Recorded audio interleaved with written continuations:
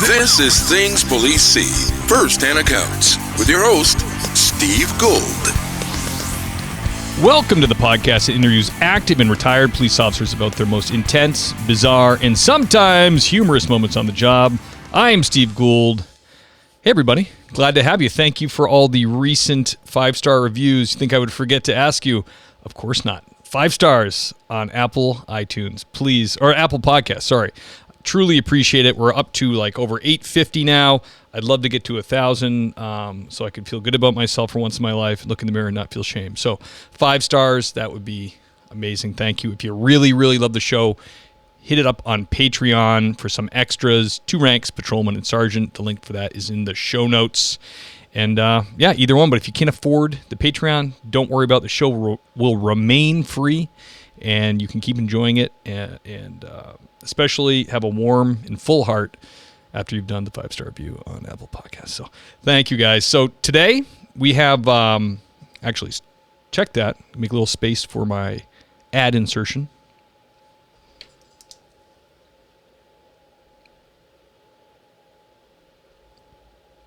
Today's guest is a first for the show. We have a retired Milwaukee PD police sergeant, I should say. 25 years on the job. He worked for Milwaukee. He was in patrol, of course. He was involved in the gang squad. He was also involved in a tavern car, which sounds like something would be unique to a city that is mostly based on beer and drinking, in my mind. And also armed robbery car. He also is a host of a popular podcast called Cops and Writers. And I know a lot of guys out there. I know a lot of my guests are writers and also were cops. So it's a no-brainer. Check that out. He's authored 8 books. Without further ado, allow me to bring on Patrick O'Donnell. Patrick! Steve, thank you so much for having me. Oh, my pleasure, brother. You're all outfitted. You got the mic and the headphones. I love you. Love you already. Yeah. You know, this is easy because I'm usually one doing the interview and I have to do the editing and all the work. So This is great. You know, it's like, hey, I get to be a guest. This is awesome. Yeah, an away game. There's nothing wrong with that. I love it. Yeah. I love it also. I'll take it. It's like when you go to help the neighboring city and you're like, I don't have to clean any of this up. Who do I have to hit with my stick? Or you don't have to write reports. That's the thing, you know. Right. It's like, hey, you get to be in a car chase or do cool cop stuff. And it's like, hey, I don't have to write anything. Okay, sounds good. Bye. Absolutely. So growing up for me, Milwaukee was always followed by Best. Milwaukee's Best, or we used to call it the Beast. Or worst, really. That is the. It's not our best, believe me. Oh, I know.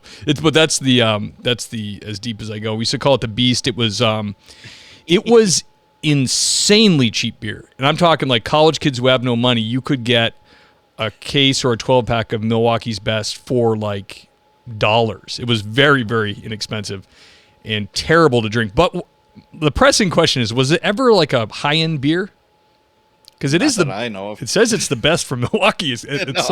No, we can do better, believe me. But yeah, that's Milwaukee worst actually. But yeah. But hey, if you're in college, you gotta do what you gotta do, right? Yeah, Milwaukee's Best and pop off vodka, and you're all set. You're gonna throw up, but you're good for the night. Absolutely. So 25 years, Milwaukee. The whole time you were there, were you thinking of writing? Has it always been a hobby, or would this come later? Not at all. You know, I'm a huge fan of the phrase, dig the well before you're thirsty. And probably about 4 or 5 years before I retired, I'm thinking to myself, what am I going to do? I'll be 55 when I retire. That's not too old. You know, and I had a very long list of things that I didn't want to do. You know, I'm just like, okay. Just as important. Yeah, and that was a very long list. You know, it's like, okay, well, it's going to be really hard to work for somebody now in like a traditional job. You know, I've had friends that retired or whatever, and you know, they got some 25-year-old snot-nosed punk telling them what to do, and it'd be like, ooh, that'd be tough. You know, I've been a sergeant for 17 years, and of course I have bosses, but for the most part, I am the boss. Right. And that'd be a bitter pill to swallow. Not that I can't take, you know, correction or anything like that, but I'm used to doing things my way. And I thought to myself, well, first off, where is there a job out there where, and this is, before COVID or anything, where now everybody works from home, it seems like, where I Right. could work wherever I want to work and whenever I want to work for the most part. So to back up a little bit, before I was a cop, I sold cars, I bartended, I worked in a 24-hour restaurant. That's what you get with a sociology degree. You hear Your that, guys? bachelor's Drop that degree. your bachelor's degree in sociology will get you a job at IHOP being the manager. That's what, Well, selling used cars. you It's will be awesome. studying humanity there for sure. Yes. So I sold cars for 4 years, and when I became a cop, I had people asking me, "Hey, could you come along with me? Could you help me, buy a car?" It was family, friends, whatever. I'm like, "Yeah, sure, why not?" And somebody's like, "You should really write a book about this." And I'm like, okay." So at the same time, like I said, I had the 20-year mark, and when you hit 20 years and it's 25 and out, you start thinking. And it's Sure. like, okay, I'll write this book about how to buy a car. So I did, and it was a glorified PDF. It was nothing great. I put it up on Amazon. You can just do it yourself, self-published. Yeah. And it wasn't great, but hey, I sold some copies and it was fine. Then a few years go by, and of course, me being a cop, you have to go through a bitter divorce. It kind of comes along. Here's your gun, your badge, and your future divorce. And I wrote a book about that. And I'm like, okay, that was divorced dad. Kids are forever, wives are not. And I'm like, all right, now I'm getting the mechanics of writing a book and self-publishing. Now I'm starting to go to conferences. Again, dig the well before you're thirsty. And I was like, is this something viable? Is this something that I could do, to Yeah. supplement my income? Yeah, this is good info for guys out there because a lot of cops want to memorialize their careers and all the crazy stuff they saw, Right. And, for me, it wasn't so much doing that, even though that's a very, very good point where, okay, I know, Stephen King isn't quaking in his boots right now, Right. or James Patterson, but it's kind of a neat way to, like you said, memorialize your career. I helped a friend of a friend who went through Marine Corps boot camp during Vietnam, and he wanted something that he could memorialize for his kids, his grandkids, and say, hey, this is what dad or grandpa went through, during Vietnam. So I helped him write the book, put it up on Amazon. It didn't, and it's not going to sell 1 million copies. He's not going to be able to, sell his house and move to Fiji or Right. something crazy like that, but it's there forever, so it's kind of a neat thing. So I started going to these writers conferences, and it's amazing how people find out almost right away that you're a cop. I don't have a big like police t-shirt on or anything like that, but I had people coming up to me and it's like, hey, you're that cop guy, right? I'm like, yeah. And then other cops that are there, you Sure. all kind of like find each other. You're at the bar, blah, blah, blah. Yep. So I have people coming up to me asking me questions about police stuff for their books. And they're like, you should really write a book about this. And I'm like, okay. So I thought to myself, that's not a bad idea. I had already written a post-apocalyptic fiction, and I was in the middle of writing the second book. I like that. I appreciate actually how you started with non-police stuff. I think that's that's very interesting to me. I learned all the ins and outs and the nuts and bolts of self-publishing, and the traditional publishing world as well. And I didn't want to go through the rigmarole of getting an agent. There's also, for your listeners that want to write a book, it's not too difficult. Yes, you have to. The things that you really should get is an editor. Yeah, Somebody that's who's a going to big format. thing. Oh yeah, it's like I don't care how well you write reports. If you have a degree in fine arts and you have your MFA and you're this writing guru, Yeah, you're going to miss stuff that an editor won't. That will find. So and it makes people give up on your book. If you start reading the book in Yes. the first chapter and you see grammatical errors, you go, Oh yeah, this is crazy. Like this is. Did he even read it again? It's like exactly. Yes. So the big stuff is get yourself an editor, a decent cover, that explains the genre. You know, if you're looking at the cover, you should say, hey, this is post-apocalyptic fiction. This is a vampire book. This is a whatever. It shouldn't be a guessing game for your reader. You should look at that, and you should also be looking at the books that are selling really well in that genre. Yeah. And they all kind of start looking the same. You don't want something super unique that throws people off. And then the third thing is the blurb, the book description. That's where people's eyes go when they're looking, you know, for books. And the typical mistake people make with book descriptions is they're trying to tell the entire story, when you should be trying to grab that reader by the lapel and bring them in. Yeah. Tease them. You know, it's like a really just dynamite first, you know, sentence. What would you do if you had to choose between your child and saving the world? There's, you know, whatever. Right. You know, then keep on doing that. And at the end, you have to tell your reader, buy this book. You know, if you want to find out how, you know, Steve Bond saves the world. I like it. Check, you know, hit the buy button in the upper right-hand corner. You have to, like, literally hold people by the hand sometimes and say, this is what you have to do. Just like we were talking, it's like, hey, you know what? Ratings are really important. You have to ask. You know, these are all these things aren't going to magically happen. If you're doing it yourself, you got to really hustle. Oh, absolutely. So I learned all the nuts and bolts of that, and I'm like, you know what? I'm going to start a Facebook group. Again, dig the well before you're thirsty to see how much interest there is. And it started out with me, my editor, and a couple of friends. Now I've got about 5,800 people in this Facebook group called Cops and Writers. I've got cops literally from all over the world. That's awesome. And writers that are asking police questions. Hey, would you need a warrant for this? What, you know, would a gun really do that? Oh, they want it to be accurate. Yeah. Yes, exactly.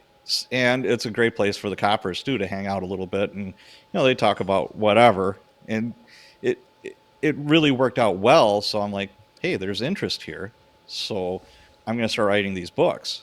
So I wrote 2 books, Cops and Writers, From the Academy to the Street, you know, basic, you know, how do you become a cop, et cetera, et cetera. Sure.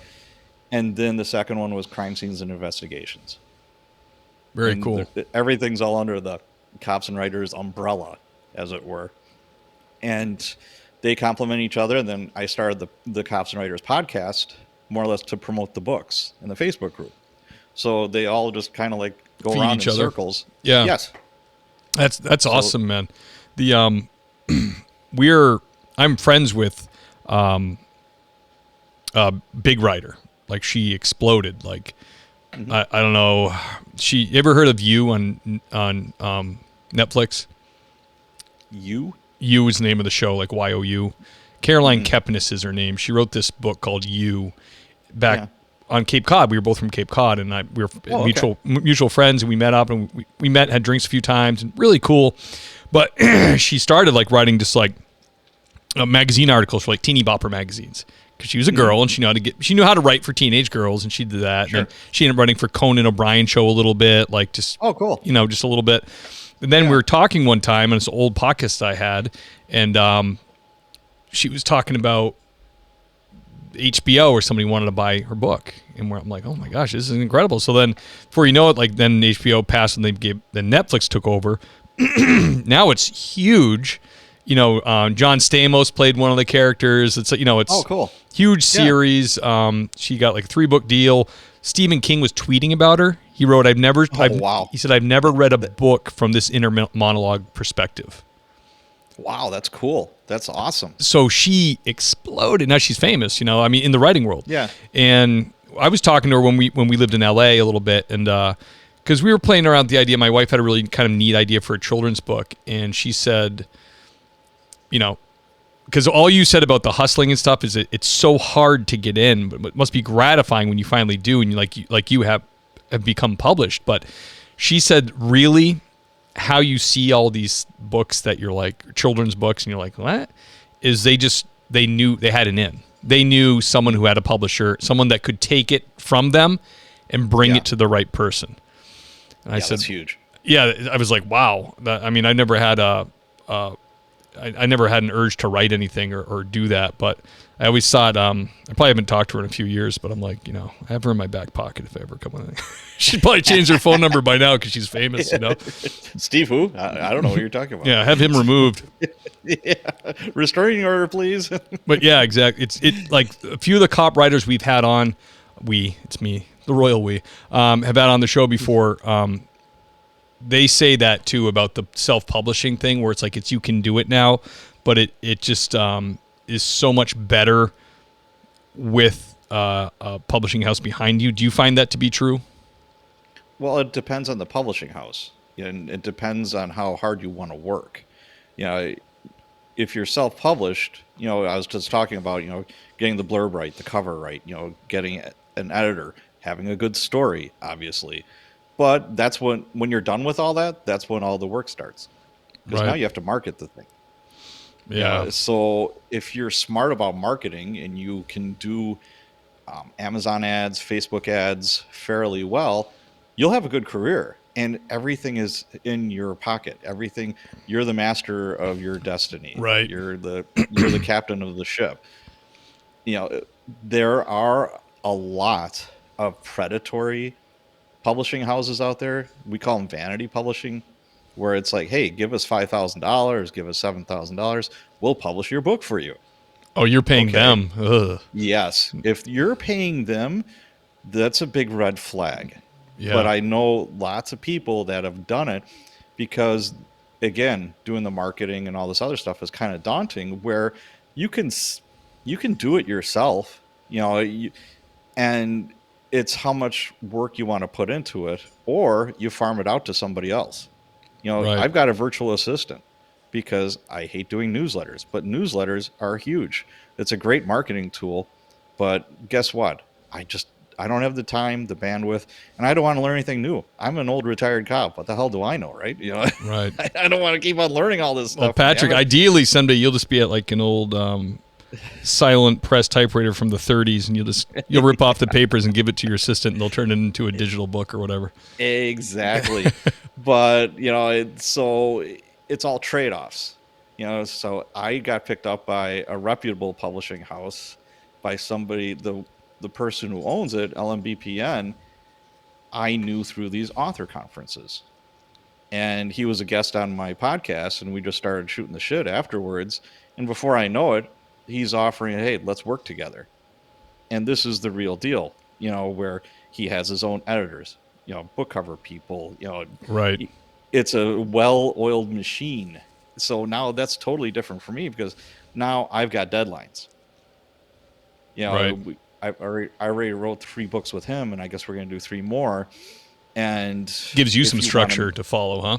Yes. And the thing about it is, Amazon sells probably about 80% of electronic books in the country, in the United States. And how can I put it? They sell about 80% of the electronic books in the United States. So, of course, you're going to be pretty Amazon-centric with that. And, people still sell paperbacks, but there's more Kindle books out there than there are paperbacks. Right. It's cheaper, easier to read, blah, blah, blah. Sure. So that's his business model, is such that it's called rapid release, where almost every month we're giving the readers a new book, and it's in a series. People like series. They don't like the one and done for their fiction. I'm talking fiction. And it's the 30-day, 60-day, and 90-day cliffs, they call them. New books, Amazon, if Amazon algorithms see that you're picking up some traction, they think, okay, we can make some money here. This for them too. Exactly. So they'll start promoting without you asking them to promote your book. But you have to do it quickly. And, you have to have reviews. You have to have a decent cover, all the stuff that I was talking about earlier. And after 30 days, if it doesn't hit, and nobody knows these secret algorithms that Amazon has. A lot of people have tried to hack it or whatever. Maybe they've come close, or maybe they're spot on. Yeah, you know how you always know it's like a self-published book and the guy's like really trying to get the reviews in? There'll be like a couple 1 stars, but then the text is really, really, good because it's like their aunt who is like, oh, because they're like, hey, I need as many reviews as possible. But the people don't know how to do it. And that's another issue because when you write your book, right away you just want to get it out into the world and you want to tell all your friends and family, and it's like, hey, please buy my book, please leave a review. Well, if Steve Gould likes cooking books, he's a master chef, and all he buys on Amazon is books about cooking, but he buys my book as a favor. Right. And leaves a review. The computer's like, hey, this guy just likes cooking books. Why is he reading this crime fiction? Oh. And that throws off the algorithm. Aunt Jenny reads sweet romance. Okay. Right. My book is not sweet romance. You want people that are dialed into your genre. Right. To buy your book. And then Amazon will reward that. Gotcha. Well, this is a lot of good information for the cop authors out there. The algorithms and all that. I'm sure people are. I can tell. I've had guests on before that are really hustling, trying to get it done, and it's frustrating. But it's a good testimony that you can push ahead. And I think also, I've heard in a lot of creative type of podcasts and stuff when they're like, don't wait. Don't wait to start the podcast. Don't wait to write the book. Don't wait till like conditions are perfect or you think you got it down or whatever. Get your feet wet, start doing it, and see what happens. It takes a lot of guts because you're putting yourself out there. Yeah. And if you're worried about that, or you're worried about like your department finding out, or you want to be anonymous, write it under a pen name. Yeah, that's a great point. It's not like a podcast. No one's going to pick you off if you got a pen name. Yeah, exactly. But if you do achieve some moniker of success, sooner or later your name is going to come out. But and that's okay by then because it's like, hey, oh yeah, screw this cop job. I'm out of here. I know some cops that have they transitioned from being full-time cops to being full-time writers. It doesn't happen often, but I know a couple personal. Yeah, we had Mark Cameron on who took over writing for Tom Clancy. Yeah. Yeah, Mark is a good friend. I had lunch with him in November at a writers conference. Oh, you're kidding me. He's such a good dude. Oh my God. I was literally talking to him 2 days ago on the phone. About things please see. You're like, I'm about to go on my favorite podcast. And Mark's like, oh, that's my favorite too. Is that what happened? Yeah, of course. Sure. But yeah, you'll not find somebody more genuine that has achieved that much success. Yeah. He was one of my first like big names on my podcast, and that was just because I helped a writer, and she was very, very thankful. I forget what I did for her, just some advice or something, and she says, well, let me help you. And I'm like, okay. And she said, Mark Cameron's my neighbor. And I'm like, what? He lives in Alaska. Yeah. And I'm like, no shit. And she's like, yeah, how would you like to have him on the show? Mark will do anything I tell him to do. And I'm like, shut up. And sure enough, I'm talking to Mark Cameron, and I'm like, oh my God, this is the guy that writes the Tom Clancy shit. So amazing. Patrick, yep. Let's get into some war stories. Can we hear about the first hot call you went on as a young copper? It's funny, that different police departments will call it different things. It's like you call it a hot call. Some will say code 3. Some will, right. We would say lights and sirens. If you said a hot call, they look at you as like, what? It's January. It's not hot in Wisconsin. What are you talking about? Right. But again, if you are a writer, be careful about the verbiage that you use. Like nicknames or things that like an assignment. We call it a hitch instead of an assignment in Milwaukee because really? The old days. Mm-hmm, because in the old days, you would have a horse and you'd have to tie up your horse to a hitching post when you'd stop somewhere. I love it. That's awesome. Yeah. So it's like, hey, go take your hitch. If somebody in the squad area next to you got an assignment in your area, it's like on the download, it'd be like, hey, take your effing hitch. What's wrong with you? Whatever, blah, right. blah, blah. It's like, So they were hitches. It's like you had a hitch sheet at night where you'd write down all the assignments that you went to as you got them. And then, what time you got it, dispatch, and whatever the disposition was. So, but the first time that was like Crazyville was I was a recruit. I probably had 3 or 4 days on. I was on the wagon. I was on the wagon with my partner. Now, I'll set the stage. I was sent to probably the worst part of the city, the most violent, working midnight to 8.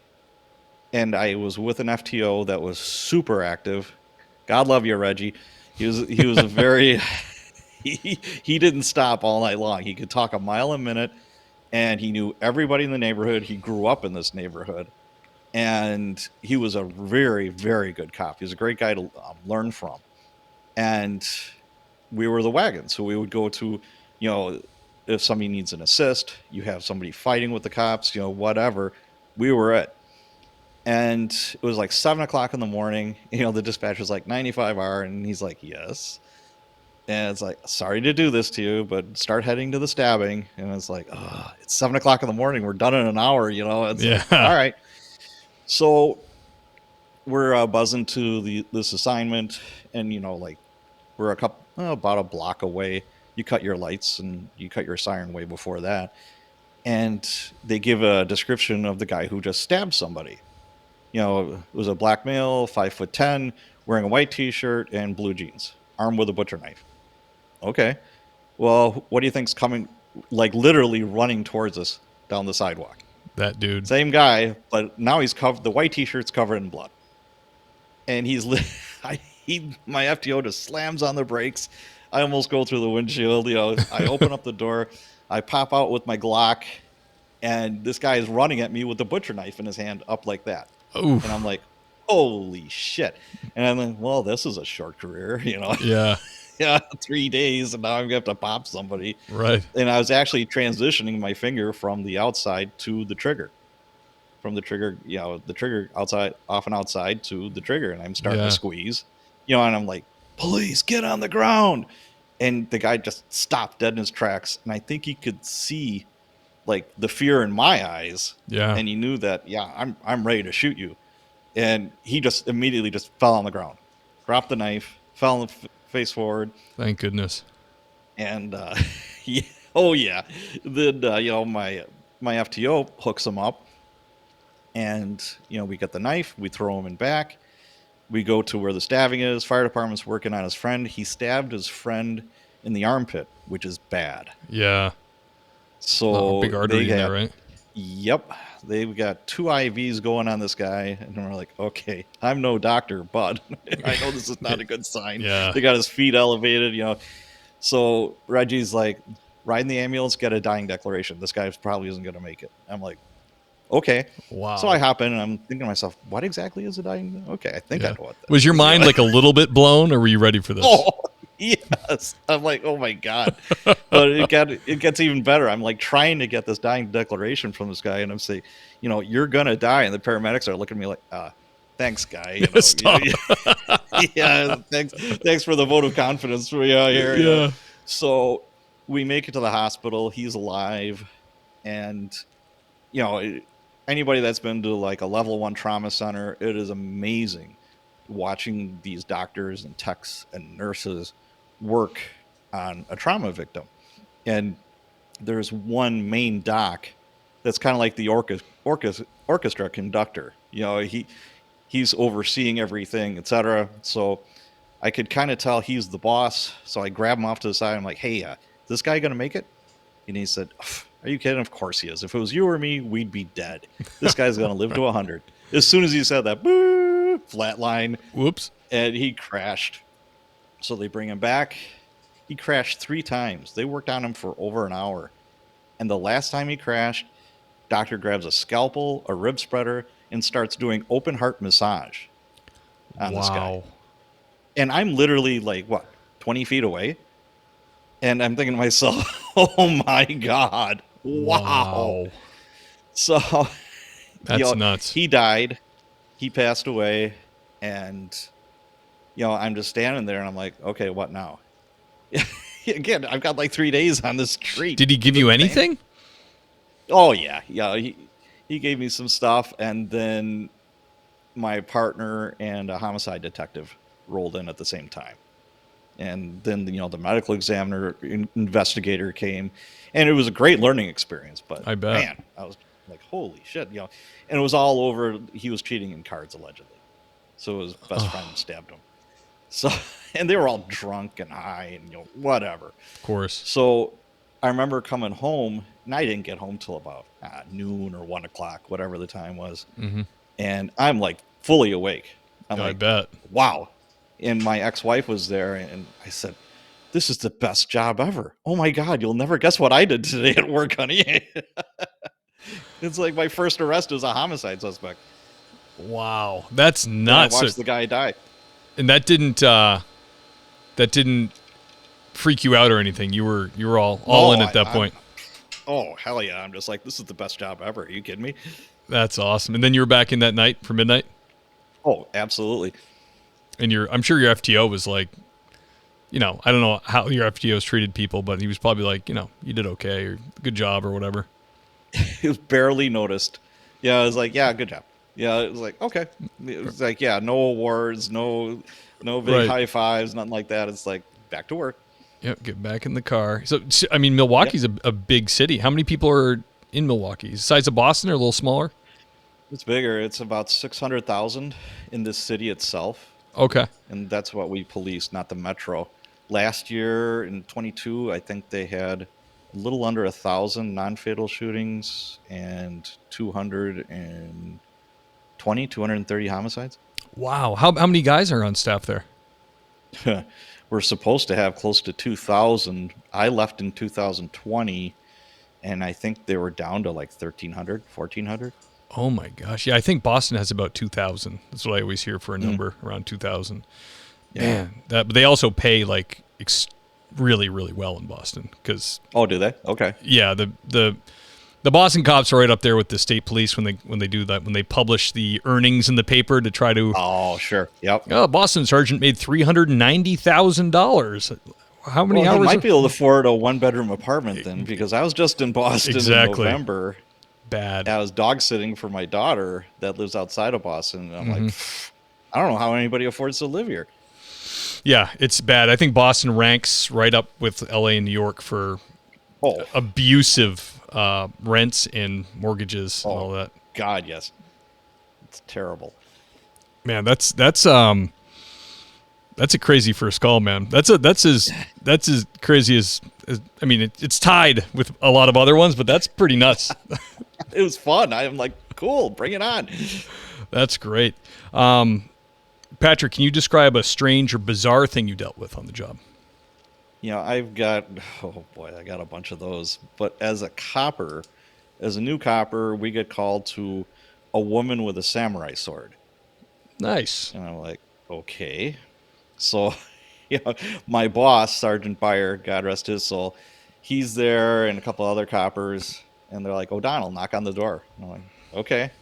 And this woman, and of course now all these guys are coming because they hear it's now upgraded to a naked woman with a samurai sword. Excellent. Like, up in the ante. Oh, yeah. So it's like, okay. So it's like, O'Donnell, knock. And I'm like, okay. So I knock, and I'm thinking to myself, is this going to be a gun battle? I'm going to be fighting somebody with a samurai sword. What the hell? And she opens the door, and it's a naked woman with a samurai sword. And it was not a supermodel. Let's just say Understood. That. She took up most of the doorway. Let's say that. I'm not picking up what you're putting down. her own zip code, but I'm not going to be mean about this. But yeah, she was large, so a lot of the backup already backed up. They're like, oh, there's some things you can't unsee on this job. Yeah, and good old Sergeant Byers like, Mrs. O'Donnell, put down the sword. Mrs. O'Donnell, put on some clothes, and everybody starts laughing, and then she starts laughing. Obviously she was in a mental health crisis. Let's just say that. And it's like, Mrs. O'Donnell, come on, put something on. Oh my God, Mrs. O'Donnell, put down that sword. And and I'm new, and I'm like, oh my God, this is hilarious. What are you doing to me? And then a few years after that, I got called to a shooting. Well, a body on the on somebody's sidewalk. I'm like, okay. So I go. It's again 7 o'clock in the morning. I'm working midnight to 8, and I get there, and the fire department's working on a guy, a young kid. He was like 16, 17, maybe. Oh, jeez. And I'm looking at him, and he doesn't have any shoes on. So I'm like, okay, he probably got popped for his Jordans. That did happen back then. I bet. And yeah. I'm looking, and on the stairs, there's a yellow chalk outline of a body, and like blood where he was shot. And he's on the sidewalk, and I asked the fire department, I'm like, did you guys chalk this body? They're working, I'm talking to the fire captain, and he's like, no, I thought maybe you guys were here, so I don't get it. And I'm like, neither do I. What's going on here? So what happened was I knock on the door, now, the cavalry's coming. It's like, well, let's make the house, make sure there isn't, a shooter inside or whatever, or another victim. I knock on the door, and this little old lady answers the door, and she's wearing a house coat and slippers. And she said, come on inside. I'm like, okay, because this is a neighborhood where you don't want to be seen like helping the police. Let's just say that. Gotcha. So they'll do it on the down low. And I said, what's going on here, man? She said, well, this poor boy, he was chased down, and I heard these shots. And I'm like, yes. And they made him kneel on my front porch, and they shot him in the head, and they took his shoes. Well, the momentum or whatever, part of him rolled on my stairs. I'm like, yes. And she said, well, I don't want him on my stairs, and I don't want anybody thinking that I have anything to do with this. So she dragged the body onto the sidewalk. But before she did that, she chalked it out for us first, because she said, I've seen this on TV. This is what you do. Wow. That's crazy. She had the gall to move a body, but she also was considerate enough to be like, the police should know where it was. Yeah, she was so proud of herself, and she still had the piece of chalk in her pocket of her house coat. Wow. So this guy, I'm hoping this guy was very dead when she did that. Like, he wasn't like... I'm thinking. I don't know for sure, but he was very dead, afterwards. The fire department worked on him. They didn't save him. And then the night inspector was still working, and he came out to this homicide, and my job was to guard the body. Well, it's a hot summer night. Well, now day. Homicide units out there. CSI people are there. Everyone's doing their thing. Mm-hmm. And the night inspector is talking to the lieutenant, getting a briefing from him, and he looks down, and there's a cat nibbling on the victim's toes, like literally chewing off pieces of this guy's toes. So the night inspector is this very harsh, like drill sergeant kind of guy, and he's like, who is guarding this body? And I raise my hand. I'm like, me, sir. He says, make sure that cat does not eat this body. I'm like, permission to shoot the cat, sir. He's like, you cannot shoot this cat, O'Donnell. And I'm like, oh, I'm sorry, sir. Oh my gosh, that's nuts. Even the cats in the ghetto are vicious. Oh my God. Yeah. I was going to do a ghetto wildlife calendar before I retired, but I didn't. What makes it into like the ghetto? The alley cat with one eye, hanging out, whatever. Do you guys get raccoons and stuff in the ghetto? Oh God. Yeah. They must just live in the city. Yeah, ton of raccoons, squirrels, raccoons. I was a sergeant, and somebody called in a deer living in somebody's backyard, a fawn, wearing a blaze orange vest. And I'm like, come on. What? Sure as shit, these people captured this fawn and had it as a pet. And they put a blaze orange vest on him so nobody would shoot him. Okay, that's I can't imagine there's much hunting going on in there. Not in the inner city, there isn't. They were scared for poor Bambi. They wanted to take care of her. That is another completely bizarre and strange thing. Oh, I've got more. Believe me. I believe you. Wow, that's really really strange. I wanted to ask you, what is a tavern car? It was when I did your intro. You ran a tavern car. That it's like alcohol control. Yes, what it was is you would go in undercover, and either you're going after the clientele or the bar itself. And if the bar isn't complying to city ordinances, they're watering down the booze. There's fruit flies in the liquor. They're not being clean. Right. That kind of stuff, or they're engaged in criminal behavior. I mean, we broke up this gambling ring that was, some snitch told us, hey, that they've got like crafts tables, poker tables. It's like a mini Las Vegas in this basement of this ghetto bar. And I'm like, all right. So that one we didn't have to go undercover. I just went in, and I'm like, where's your basement? Oh, down this way. And sure, he didn't think there was anything wrong with it. He said, man, we're like Las Vegas here. And I'm like, well, you were. Yeah, that's funny. But we also, it's like, okay, they're slinging dope out of that bar. So I'd send in a couple of UCs, or we'd just raid it. The requirements for search warrants aren't as stringent because they're licensed by the city, and they have to comply with any kind of inspection. Okay. So, I'd get, sawed-off shotguns. I'd get, all kinds of great stuff out of those. Oh, I'm sure they treat it like they're safe haven, Absolutely. Exactly Absolutely. why those teams have to exist. And would you team up with like health department officials and stuff like that? Oh, yeah.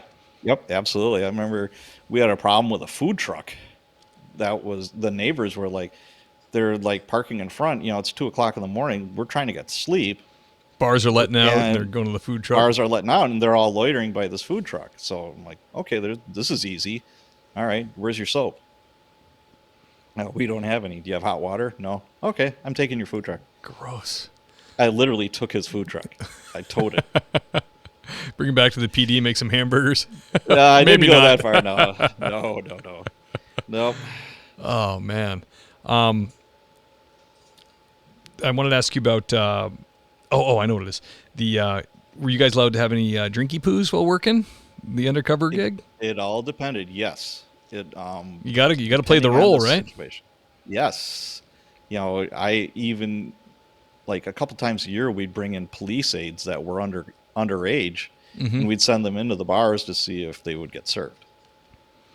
Okay. Would they ever get a drink and just chug it real quick? Because they were like, yes. Oh, yeah. They're like, hey, you're not supposed to be drinking. We're supposed to see if you get served. This doesn't mean we had one guy, he's got the pitcher up on his head, and I'm like, no. You're not supposed to be doing that. That's funny. Are these just like people you know as kids, or like people you trust or something? Or They were police aides. They were like rangers Milwaukee, or something? they had police. Yeah. In Milwaukee, they had police aides. You get hired when you're 17, and then when you turn 21, you get a spot in the police academy. Oh, But that's cool. cool. You wear a uniform. You're doing like clerical duties, and some of them are like actual bookers. They work, like booking in prisoners, fingerprinting prisoners, all that kind of stuff. Oh, that's really smart. That's I know LA had like a really great success in the past years with their they call them what do they call them in LA? Cadets or rangers, or it's Explorers, maybe? Explorers, yes, that's it. Oh, okay. Their yeah, there's Explorer different program. names. Yeah. Because you get really dedicated people who know what they're getting into too, because they get to see on the periphery. They get to see a lot of how it works and kind of learn if. Yep. And it's a lot of very affordable and/or free labor. Yeah. Yes, it is cheap labor. Yes, absolutely. Absolutely.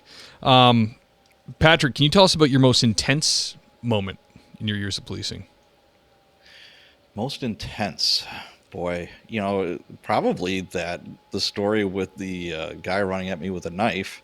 I mean, we had a jumper on a bridge, and I hate heights. I can't stand heights. Yeah, So I don't like them either. We got a call for backup the sheriff. They've got a jumper, and they're trying to talk to him. I'm like, well, okay. So me and another sergeant and another copper show up, and they're talking to this guy, and it's just pouring rain. Ugh. And he's about 6'4", not wearing a shirt, and he's wearing skinny jeans. And this guy is obese. I mean, he looks like Santa Claus. And we're like, what are we going to grab? It was a bridge that was under construction. They were redoing it, and somehow there was no fence. So this guy's back was to the freeway, and he was at the very top. And it's like, oh, shit. So we're kind of slowly making our way over to him. Then before you know it, one of the deputies grabs him. Now it's tug of war. So you have one deputy with his hand on this guy's belt who wants to jump, Yeah. and it's pouring rain, and then his partner he's holding on to his gun belt, and we've got like this chain going, and I'm down on my stomach holding on to this guy's ankles Oh, as I'm jeez. looking at the traffic going underneath me, and I'm getting vertigo. I'm like, this sucks, man. I'm the same, man. I hate heights. Hate them. Yeah, never, no, not a firefighter. Yep, no thanks. I'm like, I can be shamed into like carnival rides. Like if there's enough people and they're like, come on, let's do it. When I was younger, if it was like girls were involved, it was like, all right, I would go. You gotta do it. But I'd be locked in, and I'm also a little bit claustrophobic. Like there's been moments before when I had to drive somewhere in the back of a squad car and you can't get out, I start feeling like that anxiety. I feel anxious. Like I don't like that. I'm like, what if this thing gets in a crash? I'm locked in here. There's bars on the windows. So my mind starts going. Same thing in the roller coaster. I'm locked in, and then I always look at the emergency staircase. You can walk down. I'm like, I wonder would it be crazy if I just got off and got onto that staircase? Because like when I go down on those steep, and the roller coasters now are almost inverted. They're like so straight down, and they're like 300 feet in the air. I'm like, I don't pass out, but it's like the drops are so far now. My stomach never recovers. I'm just like, I can't even scream. I just like, it's horrible. Horrible. Now this is a question that's hard sometimes for you guys who worked your long careers. Do you have a positive or heartwarming moment you'd want to share? I do. And it's funny too. What happened was my first partner on the job was a female, and she was like super mom. Her life revolved around her two little girls. And she had enough seniority. She could have been day shift, but she worked late shift because her husband was a cop and he worked like during the day. So they kind of switched. And she didn't want anybody watching her children except her. She was all about the mom thing. Well, it's like, God, I think it was 4th of July weekend. Busy as hell. We're working midnight to 8. And it's 1 o'clock in the morning. And we're across town. We're still in the district that we're supposed to be in, but not even close to where we're supposed to be because we're both hungry. And it's like, let's just grab a burger real quick. And, the dispatcher's banging us like crazy, hey, status. And I was like, yeah, we're still at, blah, blah, blah. We're not even close. That's back before GPS. So we're lying our asses off. Right. Like, if we don't get something to eat right now, we're not going to eat tonight. And it's like, okay. Well, the worst thing ever that could happen, and we got flagged down by this woman, and I'm like, oh, here we go. Okay, we're gonna have some splaining to do, Lucy. So it's a woman with like 3 little kids, ranging from like 5 to like 8 or 9 years old, and she's like, I'm from out of town. I don't know where I am. My car broke down. I mean, the worst hard luck Charlie story ever. And we're all like, my partner and I look at each other and was like, and the dispatcher's literally banging us still. It's like, where are you? What are you doing? And I'm still lying my ass off. And I'm like, so she's like, could you help us find a hotel and take us there? My partner is like, yeah, sure. And I'm like, we are? Okay. So now we've got this woman and her 3 kids in the car, and Patty, my partner, has this little kid. She's bouncing the kid on her on her lap, and I'm like, and she's like, Pat, go find her a hotel, because I had a cell phone, and I'm like, sure, why not? Well, there was nothing in Milwaukee that was open. They had no vacancies anywhere except for, I think it was Fox Point, which is a suburb north of Milwaukee. Oh boy. So she said, oh, we could take you there. And I later said, we? And you got a mouse in your pocket? What's going on here? And she's like, yeah, just shut up and just go. Let's start going. And I'm like, okay. And the whole time, the dispatcher is like, Squad 55, where are you? I've got one waiting for you. And I was like, this is very complicated. Just please give us, like 10 more minutes. And I'm right. like, shit. And I'm lying my ass off. And it's not only I'm lying to the dispatcher about where I'm at, I'm sandbagging a hitch, and we're in a part of the city we're not supposed to be in. Now we're leaving the city. which is a big deal. Right. And it's like, if we get flagged down or if we get into like a squad accident, we're done. We're toast. Yeah. And I'm like, son of a biscuit. And I'm like, we should probably have at least 2 car seats for these kids. Right. And she says, oh, that's fine. So Patty's got the kid on her lap and she's bouncing. And I'm like, if people see this, they're going to think, what the hell's going on here? You know, Right. I didn't know the police did this shit. Yeah. So we found them a hotel. We broke every rule in the book, and then we made sure they were nice and safe, and probably gave them a couple of bucks, and we called it a night. That felt good though at the end, right? It did. But man, at the time though, I'm just like, Patty, come on, we can't do this. Oh man, yeah, you're right though. There's in a big city like that, you could probably do stuff like that all night. Oh yeah, absolutely. So if you guys left jurisdiction, like left the city limits, that was a pretty big. You're supposed You to have call to have that permission, unless you're chasing somebody. You know, if it's a car chase or something like that, then yeah, that's fine. You know, and then it's up to the sergeant or lieutenant to say, keep chasing or don't, or whatever. Chasing car chases were a nightly thing when I was working, right? And it was not uncommon to wind up outside the city. Oh, I'm sure. Yeah, especially when the roads open up a little bit, people can really cook. Oh yeah, especially at night, there isn't a whole lot of traffic, and that was the best part of it. It was a ton of fun. Did you work overnights for a long time? I worked late shift.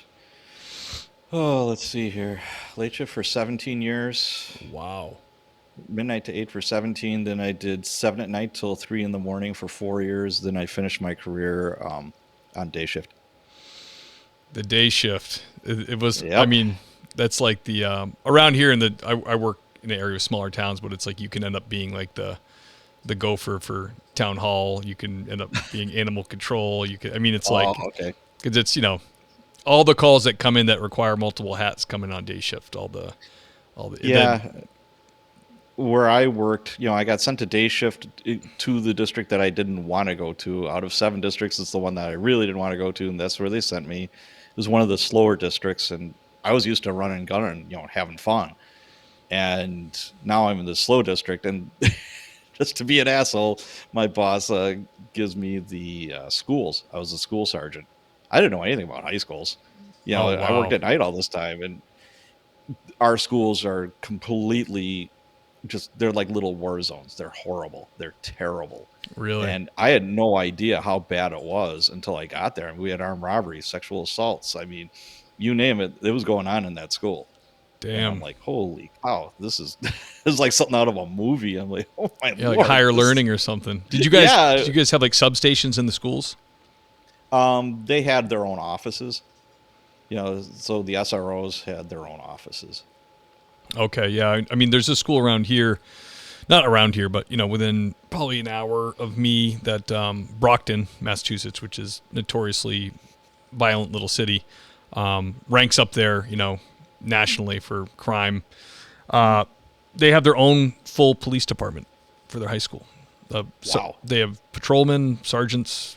No kidding. Yeah, wow. it's a giant high school, but same deal. They had security. They had security officers there, and then we'd have like 2 or 3 cops in the school.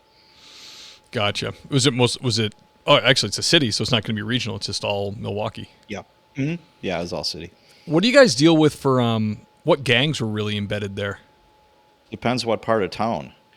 When I started on the north side, it was Gangster Disciples was huge. Black Gangster Disciples, Vice Lords. It was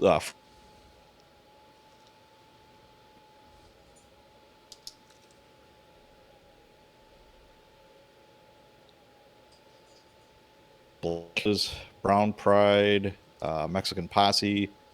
Those were the South Side gangs. And then the feds, actually, they got a bunch of these Hispanic gangs on RICO cases. There was a task forces with like the FBI, ATF, DEA, but that created a void, a power vacuum. Right. You took, you cut the head off of, the Spanish Cobras or, Latin Kings or whatever.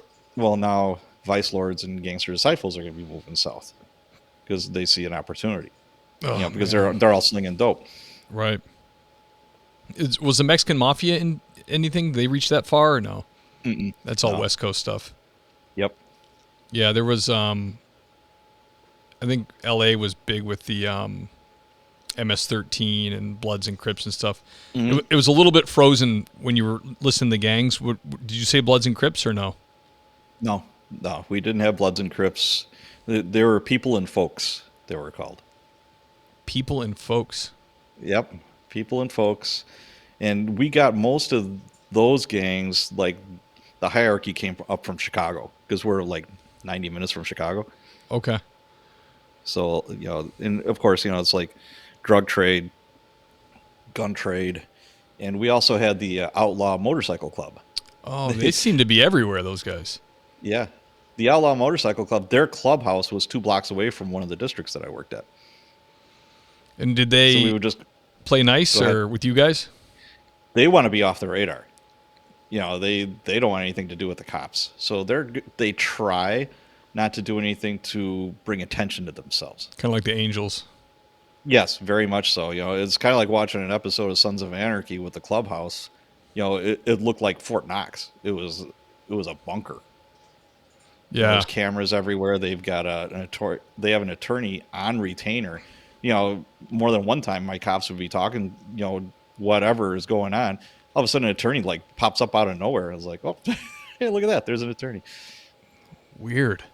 Yeah, I remember I saw the first time I ever saw like a motorcycle gang. I was doing friendly service at a mobile station, and the Hells Angels rolled in, and I was like 16. So to me, it was like just so interesting. I was like, oh my gosh. Oh yeah, these absolutely. guys are. And I didn't know they were even real. Oh yeah, and I love motorcycles. I've been riding since I'm 16.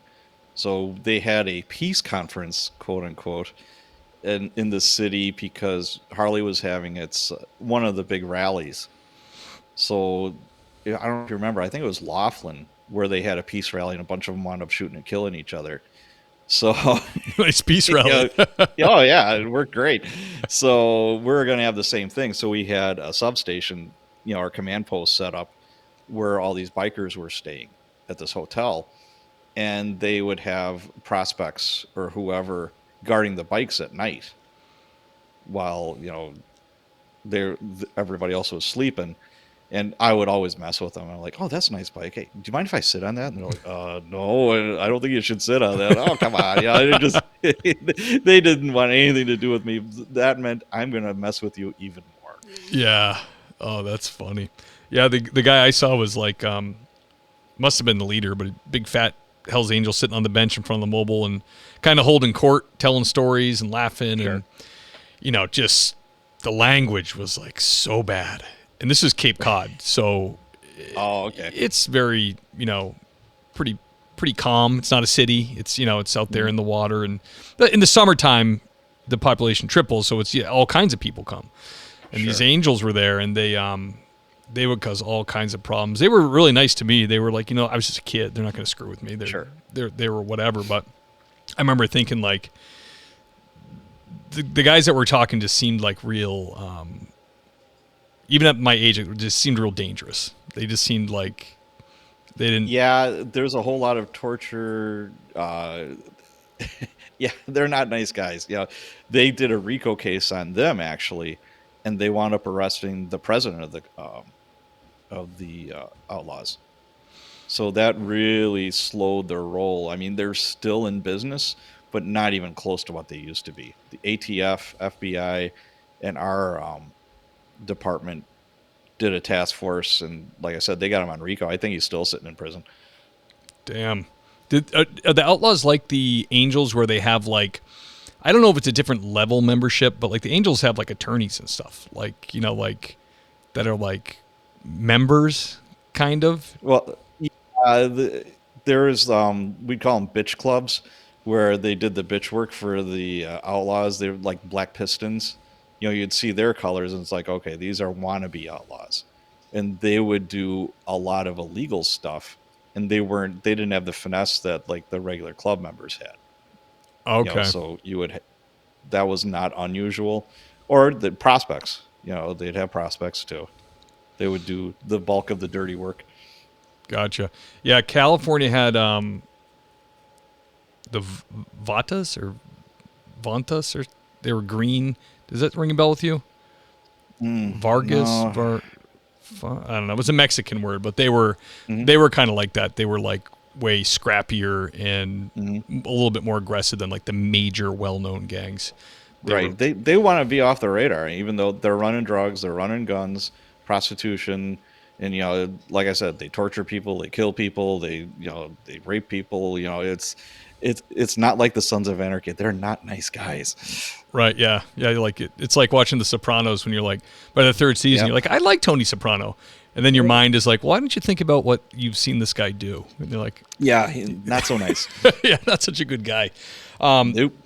Patrick, do you have any advice for young officers or candidates looking to be police officers? Wow. It's a different game today. When I first started, I came on in 95 and I did 25 years. Milwaukee was behind the curve technology wise. We didn't have squad cameras. We didn't have body cameras. We didn't have computers. I remember you hand wrote all your reports and you had carbon paper. If you made a mistake, you used whiteout. I had a sergeant. I remember I was with Reggie, my FTO, and it's like 1 PM. And I just want to go home. And we wrote up whatever. Go to the the lieutenant's office. It's like going to the principal to get your reports, signed. And he started laughing. The sergeant, it was a sergeant that was the acting lieutenant, and he's just laughing. He says, "Oh, you screwed this up," and I'm just like, oh. So he takes out his lighter and he sets it on fire in front of me. It's not saved on a computer, so it's like back to the assembly, start writing some more. That's brutal. But, oh yeah, and what are you gonna do? You're just like, okay, all right, whatever. So advice for new people.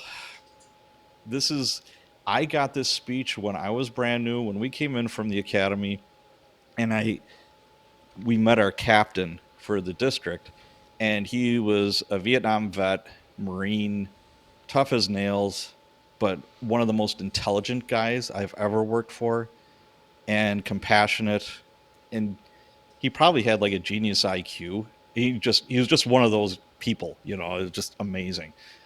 So he comes in, we all snap up to attention. There's like 10 of us that were going to be assigned to this district. And he's like, sit down. And I remember he always had his Marine Corps coffee mug and a cigarette in his hand. You couldn't. I like him already.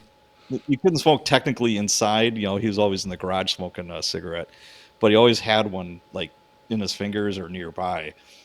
And he's like, all right, what's going to fuck your careers?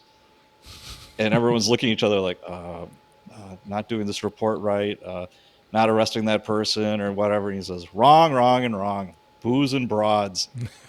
And we're looking, and we had some females, and he says, or whatever your persuasion is. And we're like, okay.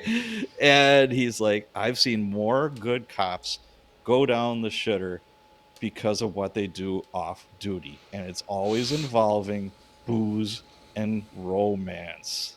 He said, you mix those things together, I can't help you. You're on your own. He said, you make a mistake out here. If your heart's in the right place and you're trying to do the right thing, we got you. Right. Not anything illegal or immoral or anything like that. You're a human being. You're brand new at this. You're going to make mistakes. Right. You're acting in good faith. Exactly. Now, I gave that speech to every new recruits that came to every district that I worked at. Except I added social media. Yeah. I said, booze, broads, romance, and social media.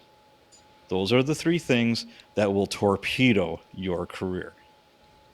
So stay away from them if you can. Or just be smart, please. Don't mix them. Social media, you can get dinged on something that you liked or posted before you were a cop. Right. It'll come out 5 years later and it's like, oh, well, he liked this. He must be a racist. He must be a this. He must be a that. Then before you know it, you're looking all sad. You're Mr. Sad Panda in the corner going, what happened? Mr. Sad Panda.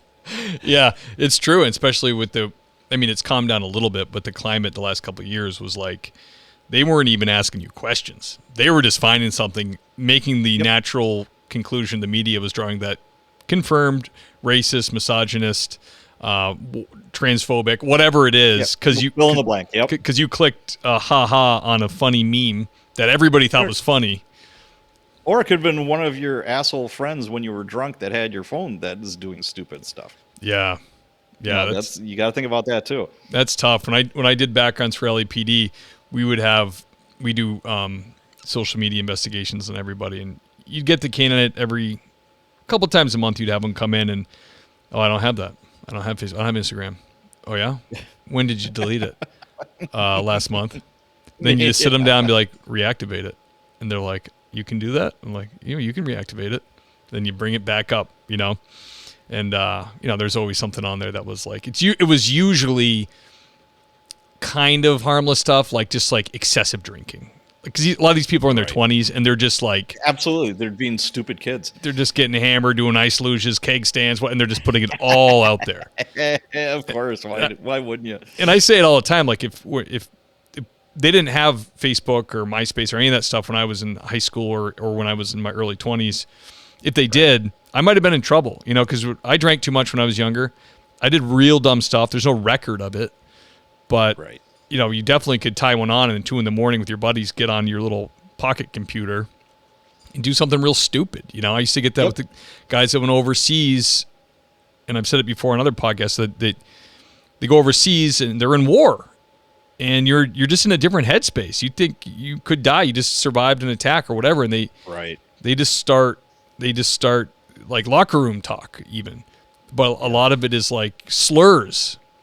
And slurs against the enemy, but when you come home and then we look at it, it doesn't come off so good. It looks there's nothing private about social media. Right. Just remember that, kids. Just remember that, kids. There's nothing private about social media. If you're gonna post, act like your mom is gonna see it, act like your grandma's gonna see it, or whoever, your rabbi, bartender, priest, whoever. Just know that the whole world's gonna know what you're doing on there. So be careful. Yeah, I always think that when I have friends on Facebook that are like really good about just like nice posts about their family or their kids or like just nice stuff. I'll get a hair across my ass once in a while and I'll post something political or my beliefs or whatever. And then later I'm like, wow, I should just not do that. It's so much nicer when you go on Facebook. Facebook used to just be catching up with old friends, and now it's everybody's ideologies and beliefs, and it's not a place to discuss those things. You have to do it in person because people don't. Absolutely. It's like they forget who you are. They read it and they're like, oh, I have to unfriend him, block him, tell his employer. It's a jungle. So it is. Patrick, tell us. I'm curious about your podcast. How did it get started? Did you do it by yourself? Yes. What happened was I wrote the Cops and Riders books, and one of my marketing tools or strategies was to go on podcasts as a guest. So I started. I always listen to podcasts. I was a huge fan. I still am of audiobooks. So I was used to listening to things like in the car. I had about a 30 to 45 minute commute. 30 to 45 minute commute back and forth to work. So I started, it's like, okay, I love audiobooks. And it's like, okay, podcasts. So, okay, this would be a good one for me to be on, promote my books. And then I'm thinking to myself, I could do that. I could start promoting my own stuff. And it's fun. When I was in college, my brother was a DJ. And every now and then I take some of his shifts. He's like, hey, there's a party popping, wherever. Hey, could you? I'm like, sure, why not? Oh, that's awesome. So being behind the mic wasn't that daunting to me. I've done it before. And I enjoy it. Where else am I going to talk to a former KGB agent? Yeah. Where am I going to talk to a CIA guy? Where am I going to talk to Mark Cameron, for God's sakes? It's just, it's a lot of fun. It's a blast. I agree. Absolutely. Yeah. We're going to have to change trade notes. CIA, KGB. That sounds interesting to me. Oh, it was a blast. Yeah. I had Jack Barsky. He was a KGB agent, and then, the Cold War ended. And it's a great story. I don't know if you've ever seen the series called The Americans. No. It was on Amazon Prime, and it was loosely based on his life. And he was an advisor for the show, and he was living outside of Atlanta, and my daughter was living in Atlanta for a while, and I was in Atlanta visiting her, and I called him up. I'm like, "Hey, Jack, let's do lunch." He says, "Sounds good. Let's go to Cracker Barrel." So we went. So I'm having lunch with a former KGB, agent. Yeah, I see him. I shake his hand. "Hey, how are you doing, Jack?" And he says, "What's the password?" I love it. But that never would have happened if I didn't have the podcast. Yeah, absolutely. Opens a lot of doors. It's very cool. It does. It really does. Especially when you niche down, like when you go down to like cops and or like what I'm doing here with this cop stories or cops and writers. Yeah. And like I said, there's an affinity towards writing for cops. Believe me, because I get a lot of emails from cops that have books or have multiple books or published or whatever. Yep. They're out there getting those books out. So the podcast sounds fascinating. I'm definitely going to check it out. I'm going to put a link to that in the show notes. I'll put a link to Patrick's Amazon authors page, has all his books. Your name and what's your pen name? I had a couple of pen names, and I don't really. Those books aren't really worth looking at, so I won't disclose those. But everything, the worthwhile stuff is under my name. Okay, I was only kidding. No pen names. Yeah. Hey, brother, I'm going to do the intro for the show. Thank you so much for coming on, man. It was an honor to have you. Really fun conversation. Can you hang out in the green room for just 30 seconds when I do this and we can chat after? Absolutely. Thank you so much for having me. My pleasure. I'll be right with you. Okay. The great Patrick O'Donnell. Fascinating, man. I never heard or never had a Milwaukee guy on. Sounds like a crazy-ass city. Great stories, cops and writers. Go check it out on podcasts. Give them a 5-star review. Help him get boosted up a little bit. And check out his books on Amazon. I want to say thank you so much to all the supporters out there. And most of all, my Patreon friends. I'm not prepared. Give me a second, guys. I gotta pull up the sergeants here. They allow me to add a filter so that I can get just the sergeants. If you're a patrolman on here, you might want to think about going to sergeant so you can get that shout out. Click, clock. This is very poor production. All right, guys. I'm sorry. But who I'm talking about is Derek Warden, Luke Shore, Scott Young, the great Wayne Miller, Nick Noose, Tom Connell, Just Dennis, George Tessier, Motor Cop Chronicles, Greg Gaboy, the great Ben Peters, Scott Minkler, Tammy Walsh, Sean Clifford, Braden Walker, Sasha McNabb, Corey Payne, the great Mike Wynn, Nathan Gowan, Jason Lau, Dylan Pyrozic, Lauren Stimson, Brandon Hooker, Jake Pinedo, John Shoemaker, James Rose, Seth Wright, Tony Fahey, William James Long, that's Deputy William James Long to you, Andy Biggs, Chris June, Adam Mihal, the great Gary Steiner, and the handsome Lane Campbell. Thank you guys for supporting the show. I encourage all who want to give me their money in appreciation for the show. Just consider it over 100 hours, maybe 130 hours of content. You love it so much. You want to show me how much you love it? Do the Patreon. If not, like I said before, the show will remain free and you can keep enjoying it. That's the whole point, to get it out to anybody who wants to listen. Share it with your friends and family. I love you guys, and I will catch you next time.